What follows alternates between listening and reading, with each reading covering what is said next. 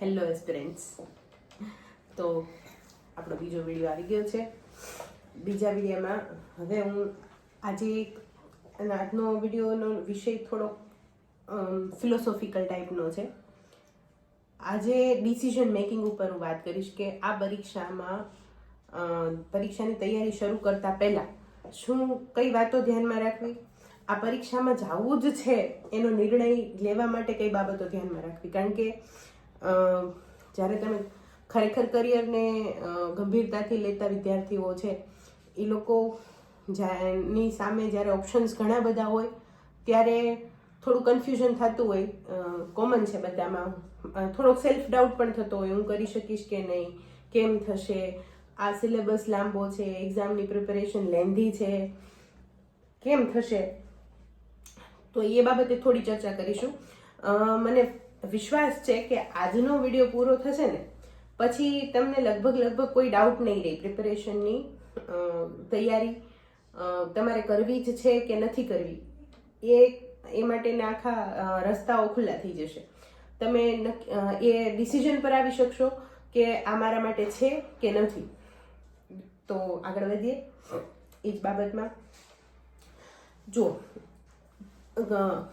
તમે ક્યારેય પણ કોઈ પણ વસ્તુ નક્કી કરો ને તો સૌથી પહેલી વસ્તુ તમારા મગજમાં ક્લેરિટી હોવી જોઈએ કે તમે આ શું કામ કરવા માંગો છો. તમારો ઉદ્દેશ્ય તમારી સામે ક્લિયર હોવો જોઈએ. પેલી એસ્પિરન્ટ સિરીઝ આવી હતી એમાં પહેલા એ કીધું હતું ને કે यूपीएससी से ज़्यादा तुम्हें पता होना चाहिए कि तुम्हें ये क्यों करना है. તો જનરલી ઇન્ટરવ્યુમાં પૂછાતો પ્રશ્ન હોય છે કે તમને તમારી અંદર એવી કઈ ક્વોલિટી છે કે જેને લીધે તમારે સિવિલ સર્વિસીસમાં જવું છે. તો જીપીએસસી આપણી બાબતમાં આપણે એવું નક્કી કરીએ કે જીપીએસસી કરતાં તમને વધારે ક્લેરિટી હોવી જોઈએ કે તમારે આ શા માટે કરવું છે. પહેલી વસ્તુ તો ક્લેરિટી છે. તમારા મગજની અંદર ક્લેરિટી હોવી જોઈએ કે મારે આ શું કામ કરવું છે. કંઈ જ નથી કરતા એટલે પ્રિપેરેશન કરીએ એમાં ક્યારેય પાસ નહીં થવાય. એવા બહુ જ ઓછા લોકો હશે કે જે તુક્કો મારીને પાસ થઈ જાય. એવા લોકો એ બહુ જ ઓછું, 0.01% કરતાંય ઓછું એવું બને કે અમે તો કંઈ પ્રિપેરેશન નહોતા કરતા અને પાસ થઈ ગયા. એવું બને જ નહીં.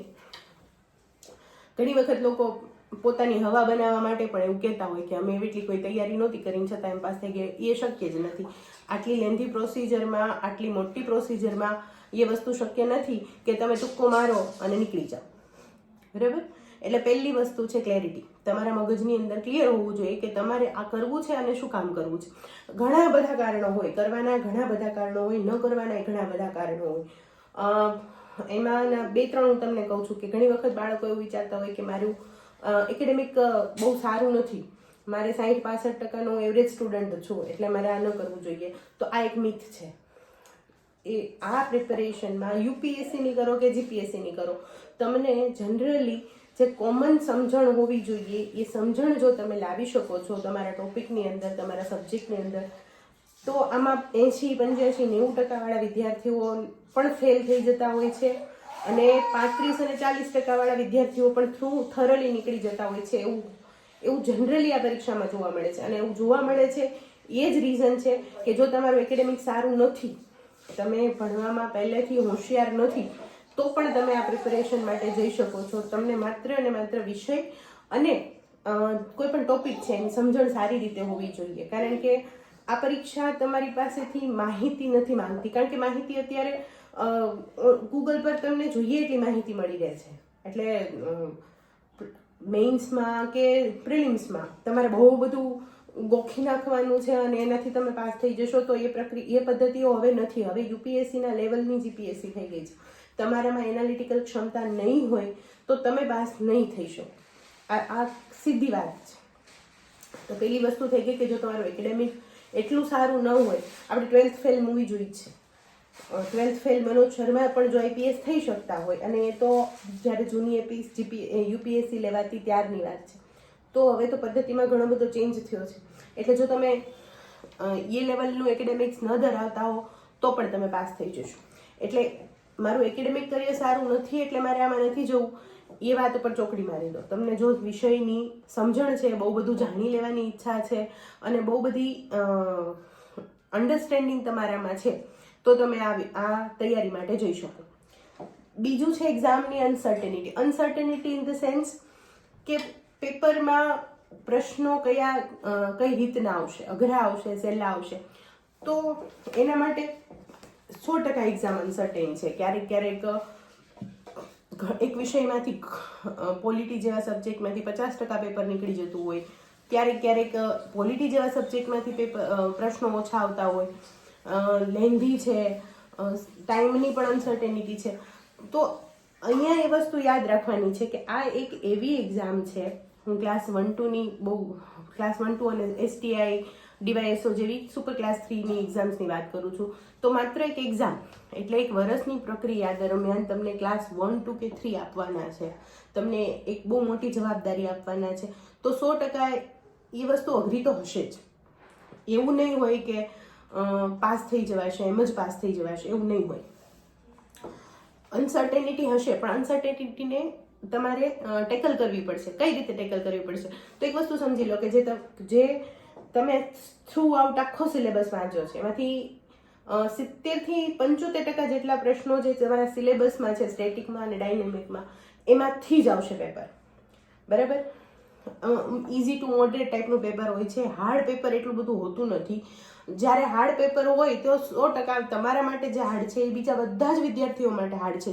ચાહે એ પહેલી વાર આપી રહ્યા છે, ચાહે એ બીજી વાર આપી રહ્યા છે, ત્રીજી વાર આપી રહ્યા છે, 5 વખત ઇન્ટરવ્યૂ આપ્યા પછી એ સિલેક્ટ નથી થતા એવા પણ કેન્ડિડેટ્સ જોવા મળે છે, અને પહેલી જ વારમાં નીકળી જાય એવા પણ કેન્ડિડેટ્સ જોવા મળે છે. એ વસ્તુ એ દેખાડે છે કે જે તમારા માટે હાર્ડ છે એ બીજા માટે હાર્ડ છે.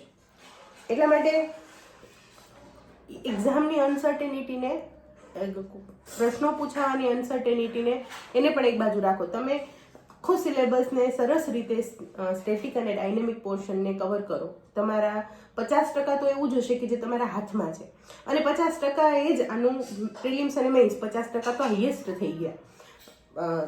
400 માર્કનું પ્રિલિમ્સનું પેપર છે તો 200 માર્કે કટ ઓફ નહીં જાય. હાઈએસ્ટ માર્ક હશે એ લોકોને 200 ઉપરના માર્ક હશે, પણ 200 માર્કે કટ ઓફ નથી જતા. અને 1000 માર્કમાં મેરિટમાં આવવાનું છે તો એમાં 500, 550 એ પહેલો નંબર હોય છે. આ લોકો રિસર્ચ નથી કરતા. મેં પણ નહોતું કર્યું જ્યારે મેં એક્ઝામની શરૂઆત કરી હતી. ત્યારે સિલેબસ બહુ લેન્ધી લાગવા માંડે, એમ થાય કે આ એટલા બધા ડેટા છે, આ યાદ નહીં રાખી શકીએ, એવું બધું થવા માંડે આપણને. કારણ કે એક જ પાનું વાંચીએ તો એમાં 50 માહિતી આપેલી હોય, 50 ફેક્ટ કોઈ યાદ નથી રાખી શકવાનું. ત્યારે શું ધ્યાનમાં રાખવાનું છે કે આ એક્ઝામમાં તમારે 400માંથી 400 કે 1000માંથી 1000 માર્ક નથી લઈ આવવાના. આ આપણા 11મા 12મા ધોરણનું પેપર નથી કે આ કોલેજનું પેપર નથી. આ સ્પર્ધાત્મક પરીક્ષાનું પેપર છે. અહીંયા તમારી એનાલિટિકલ ક્ષમતા, ઘણું બધું તમારું વ્યક્તિત્વ વિકાસના ઘણા બધા પાસાઓને આ પ્રિપેરેશન આવરી લેશે. એટલે તમારે તૈયારી એવી રીતે કરવાની છે કે જેથી કરીને તમારી પાસેથી શું એક્ઝેક્ટલી એક્સપેક્ટ કરવામાં આવે છે એ વસ્તુને તમે સમજી શકો અને એ જ દિશામાં આગળ વધી શકો. અને એ ક્યારે થશે? જ્યારે સિલેબસ વાંચશો. પહેલાં તો ખાલી સિલેબસ વાંચશો. સિલેબસના એક પોઈન્ટને સમજવાનો પ્રયત્ન કરશો. કારણ કે હિસ્ટ્રી 11મા 12મા ધોરણના પુસ્તકોમાં છે, NCERTમાં છે, કોલેજમાં પણ સ્પેશિયલ સબ્જેક્ટ રાખીને હિસ્ટ્રી કરી શકાય છે, અને GPSCના સિલેબસમાં પણ છે. તો એ બધા હિસ્ટ્રી છે જે એકેડેમિકમાં, અને જે GPSCના સિલેબસમાં આપવામાં આવી છે એમાં શું તફાવત છે? ફેક્ટ એના એ જ છે, માહિતી એની એ જ છે, બધા જ વિષયો એના એ જ છે. પણ જ્યારે તમે GPSC માટે એ સબ્જેક્ટને તૈયાર કરો છો ત્યારે એને તૈયાર કરવાની આખો દ્રષ્ટિકોણ અલગ છે. તમારે પોલિટીને બંધારણની કલમો યાદ રાખવા માટે નથી ભણવાની. પોલિટી તમારે ભણવાનું છે કે આ દેશની સિસ્ટમ કઈ રીતે કામ કરે છે એ સમજવા માટે. અને પ્રશ્નો એમાંથી એનાલિટિકલ આવશે, વિધાનોવાળા આવશે કે આ છે વિધાન. પ્રશ્નો મોટે ભાગે પોલિટીના વિધાનોવાળા હોય છે. પોલિટીના ક્વેશ્ચન વાંચતા જ 1.5-પોણો મિનિટ થઈ જાય છે, અને પછી એનો જવાબ તમારે 1.5 થી ઓછી મિનિટમાં લખવાનો હોય છે. તો આ વસ્તુ સમજવી જરૂરી છે કે તમે જ્યારે પોલિટીને GPSC માટે વાંચો છો, ક્લાસ 1-2 માટે વાંચો છો, સુપર ક્લાસ 3 માટે વાંચો છો, ત્યારે એને વાંચવાનો દ્રષ્ટિકોણ અલગ હશે. અને એ દ્રષ્ટિકોણ જ તમને બીજા એસ્પિરન્ટ્સ કરતાં અલગ કરશે અને તમને યોગ્ય દિશા આપશે. તમે પોતે જ સમજવા માંડશો કે અચ્છા આ ઇમ્પોર્ટન્ટ છે, અચ્છા આ ઇમ્પોર્ટન્ટ નથી.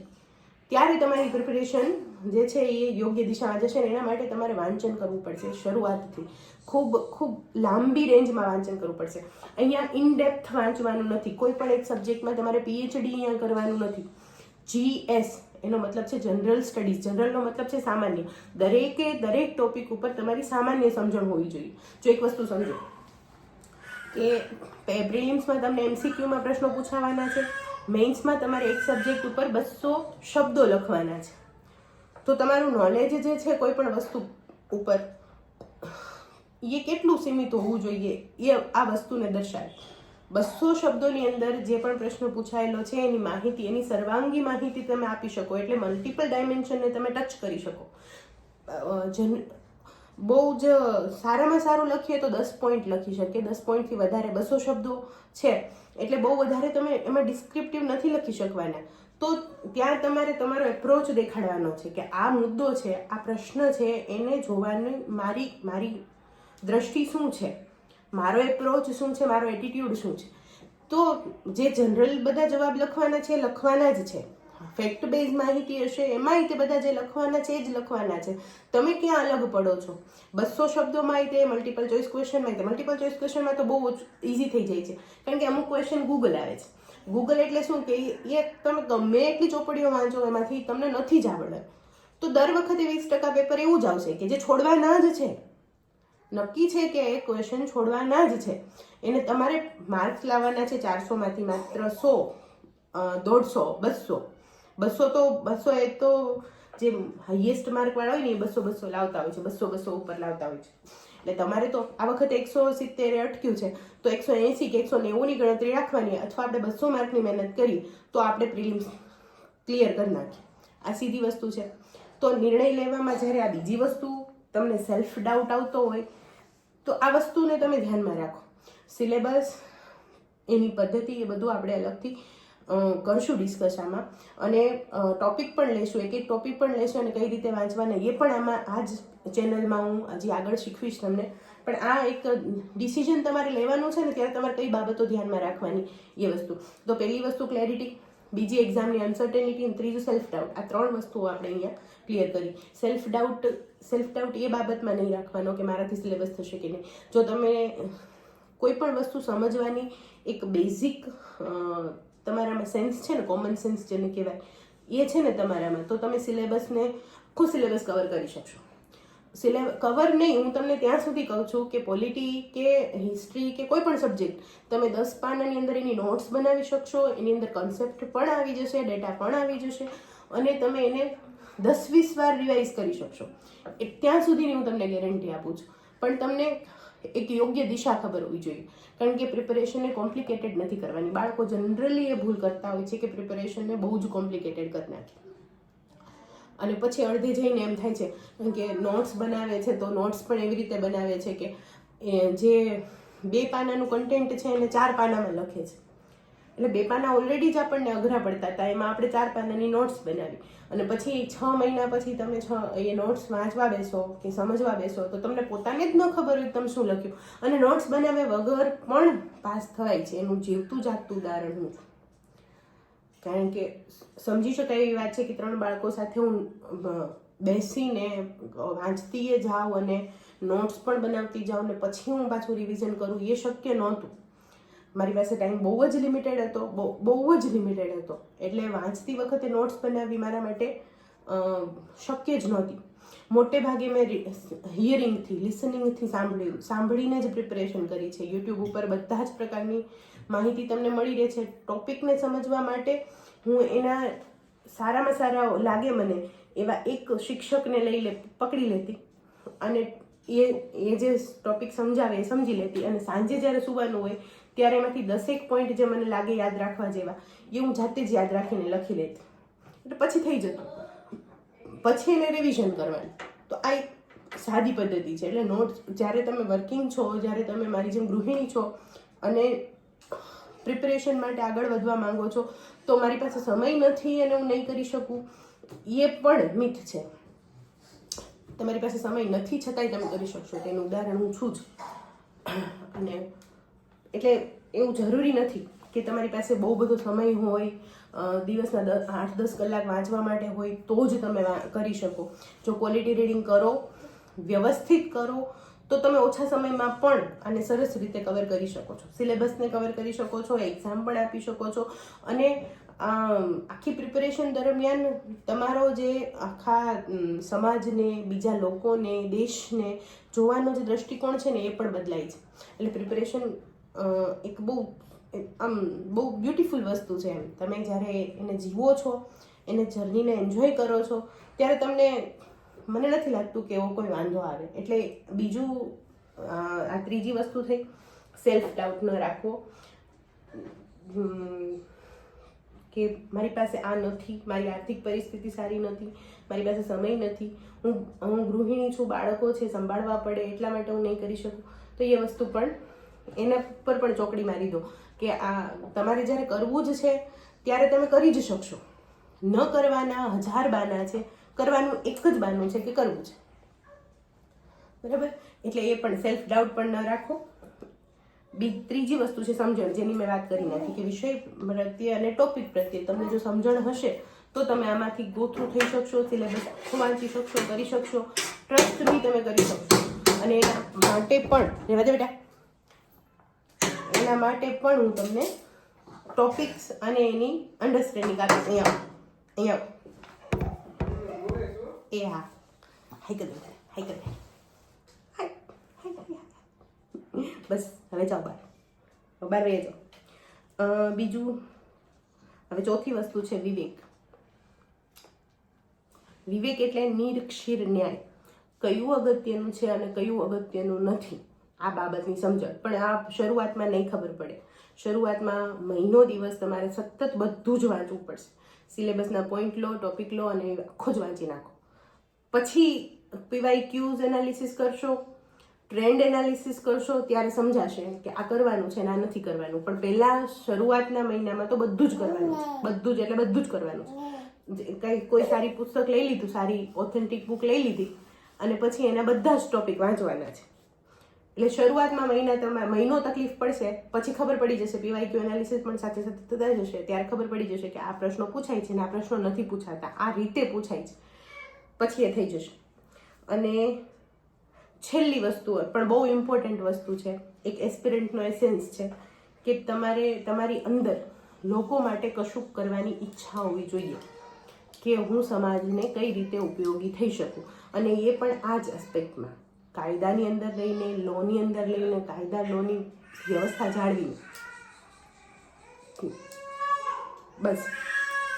તો આટલી બાબતોથી તમે નિર્ણય લેવામાં સક્ષમ થઈ શકશો. વધારે વિડીયો માટે આગળ વધશું. મારું બાળક રડે છે એટલે અત્યારે હું રજા લઉં છું. આ વિડીયો અહીંયા જ પૂર્ણ કરીએ છીએ. મને સપોર્ટ કરજો, શેર કરજો. Thank you.